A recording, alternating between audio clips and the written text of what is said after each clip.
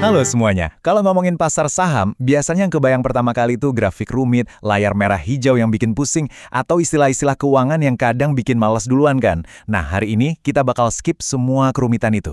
Kita mau ngobrolin satu langkah paling awal, paling mendasar, buat punya aset nyata di pasar modal. Kita bakal bahas konsep yang sebenarnya gampang banget dipahami, sangat dekat dengan keseharian kita, dan yang pasti bakal ngubah cara pandang Anda soal gimana sih amannya menempatkan uang di pasar saham, sekaligus ngebangun mindset buat jadi pemilik bisnis jangka panjang.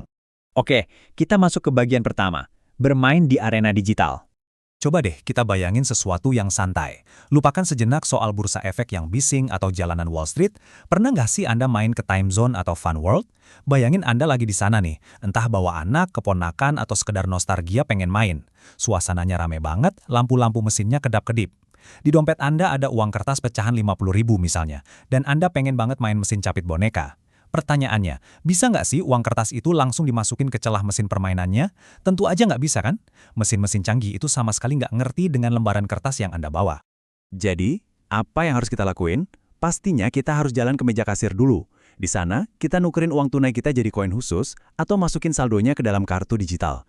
Nah, perhatiin deh konsep ini. Uang yang ada di dalam kartu itu ya tetap uang Anda seutuhnya. Nilainya nggak berkurang sama sekali. Cuma wujudnya aja yang berubah jadi semacam wadah khusus yang bisa dipahami sama sistem di arena permainan itu. Sekarang, uang Anda udah siap deh buat dipakai main. Nah, percaya atau enggak, analogi sederhana tadi itu cara kerjanya benar-benar persis sama kayak dunia nyata di pasar saham. Di satu sisi, kayak yang kita bahas tadi, di arena bermain, alurnya itu dari uang kertas ke kasir, terus berubah jadi koin. Di sisi lain, di ekosistem pasar modal, alurnya itu dari uang di rekening bank sehari-hari Anda, disalurin lewat broker atau perusahaan sekuritas, terus masuk ke sebuah wadah digital khusus yang namanya saldo RDN. Jadi, kalau Anda pengen beli sebagian kepemilikan bisnis yang nyata, misalnya beli saham bank raksasa atau perusahaan mie instan favorit Anda, sistem bursa saham itu nggak bisa langsung nyedat uang dari rekening bank biasa Anda. Uangnya harus dipindahin dulu ke dompet digital khusus investasi ini. Logikanya benar-benar sama persis. Terus masuk ke bagian 2. Apa itu RDN? RDN ini singkatan dari rekening dana nasabah. Pada dasarnya, ini tuh rekening simpanan di bank tapi punya tujuan yang sangat spesifik, yaitu buat memisahkan dana investor dari uang operasional perusahaan broker. Tolong digarisbawahi bagian ini ya, pemisahan aset. Ini benar-benar benteng pertahanan utama Anda. Jadi, RDN ini bukan akal-akalannya perusahaan sekuritas buat nahan uang Anda. Bukan sama sekali. Ini justru instrumen perlindungan tingkat tinggi dari sistem pasar modal. Biar waktu Anda mulai beli kepemilikan bisnis, uang Anda secara tegas terpisah dari uang dapur perusahaan sekuritasnya. Lalu, apa aja sih tugas RDN ini sehari-hari? Pertama, ini tempat uang Anda standby buat nyelesain transaksi pembelian saham yang lagi Anda incar. Kedua, misal nih, Anda mutusin buat ngejual sebagian aset kepemilikan Anda. Uang hasil penjualannya bakal ditampung dengan super aman di sini. Dan yang ketiga, ini nih yang paling ditunggu-tunggu sama investor jangka panjang. Kalau bisnis yang Anda miliki itu bagi-bagi keuntungan rutin alias dividen tunai, uangnya bakal langsung masuk, kling, ke dalam RDN ini.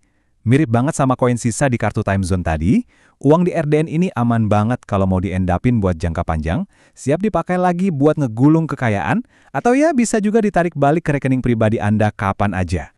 Lanjut ke bagian 3, mekanisme keamanan dompet saham.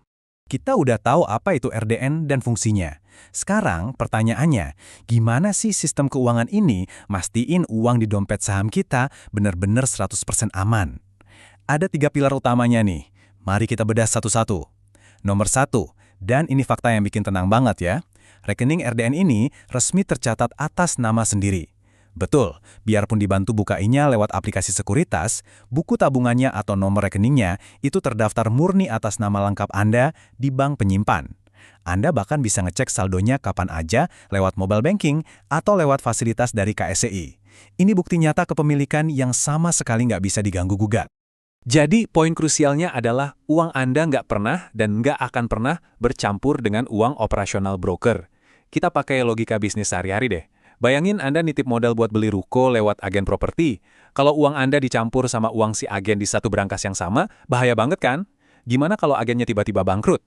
Uang Anda bisa-bisa ikut disita buat bayar utang dia. Tapi tenang aja, dengan RDN, skenario horor kayak gitu mustahil terjadi.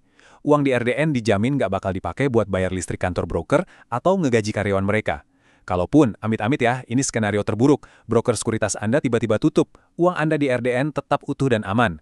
Kenapa? Karena uangnya ada di bank terpisah atas nama Anda sendiri dan bisa langsung ditarik pulang. Nah, konsep keamanan ini makin kokoh lagi dengan pilar ketiga, 100% otomatis. Jadi nggak ada tuh campur tangan manusia yang rawan human error atau niat buruk dalam perpindahan uang Anda. Pas Anda klik tombol beli saham di aplikasi, sistem yang diawasi otoritas ini bakal otomatis motong saldo RDN Anda, jumlahnya pas, nggak lebih dan nggak kurang. Begitu juga sebaliknya, kalau ada penjualan aset atau pas terima dividen, uangnya otomatis masuk lagi. Arus kas yang 100% autopilot ini ngasih transparansi mutlak buat Anda sebagai pemilik aset yang sah. Sekarang kita masuk ke bagian 4, memahami bahasa pasar modal. Ngomongin investasi kadang emang berasa kayak dengerin orang ngomong pakai bahasa asing ya, tapi santai aja. Karena Anda udah paham konsep arena bermain tadi, sekarang kita terjemahin jargon-jargon yang kelihatannya ribet ini. Pertama, RDN. Kita udah bahas tuntas ya, ini tuh kasarnya cuma wadah koin kita di pasar modal. Terus, ada bank persepsi. Kedengarannya birokratis banget kan? Padahal ini cuma sebutan buat bank resmi yang ditunjuk sama bursa. Kalau di arena bermain, ini ya cuma bilik kasirnya aja. Lalu ada withdrawal, yang sebenarnya cuma bahasa Inggris buat narik dana ke rekening harian Anda. Persis banget kayak nukerin sisa koin jadi uang tunai sebelum Anda pulang. Dan terakhir, SID, atau Single Investor Identification. Gampangnya, anggap aja ini kartu pemain VIP Anda. Cuma satu nomor identitas unik yang ngikat semua aset Anda di sekuritas manapun Anda berinvestasi. Sangat sederhana, bukan? Dan akhirnya kita sampai di bagian 5, mulai perjalanan investasi Anda. Setelah kita ngobrolin dari perumpamaan main di arcade sampai ngebedah mekanisme keamanannya yang berlapis, kita sampai pada inti dari dompet digital ini. Saya pengen nekenin satu hal yang penting banget. Pasar saham itu bukan tempat perjudian yang gelap, temu misteri atau sekedar tebak-tebakan harga buat besok pagi. Bukan. Ini adalah sebuah ekosistem kepemilikan bisnis yang super terstruktur.